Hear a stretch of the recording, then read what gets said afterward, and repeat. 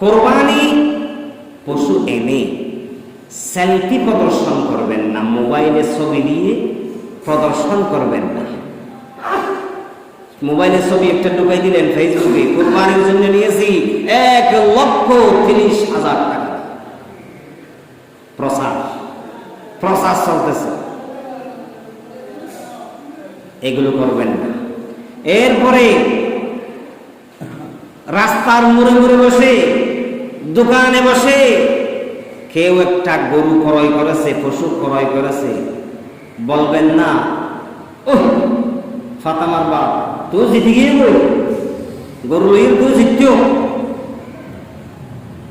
আইসের বাপ বলে হাতের ঠকে গিয়ে বুঝতে হবে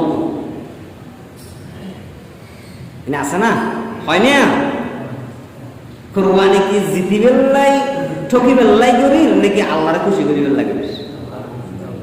তো আল্লাহরে খুশি করি বেল্লাই যদি কোরবানি করি, এটা জিতেনোর ঠকানোর বিষয় কি আছে? আয় তখন জিততি যখন আল্লাহ খুশি হইয়ে, তখন টকি যখন আল্লাহ খুশি নয়।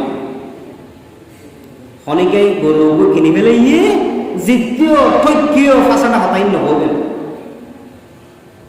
কোরবানি দোয়া করিবেন আল্লাহ তোমার কোরবানি কবুল করো, বেশি সুন্দর ইয়ে মাশাআল্লাহ, বেশি সুন্দর ইয়ে মাশাআল্লাহ, দাম হমইয়ে বেশ হইয়ে জিততেও ঠকিও মরতেও এই নলি বেগিন শতানোর হতা, হার হতা শতানোর হতা, এই শতানোর হতা জোর হইব কোন শতানোর হালতো ভাই, কোন শতানোর হালাতো ভাই, তাহলে ইন্ন হইবেন।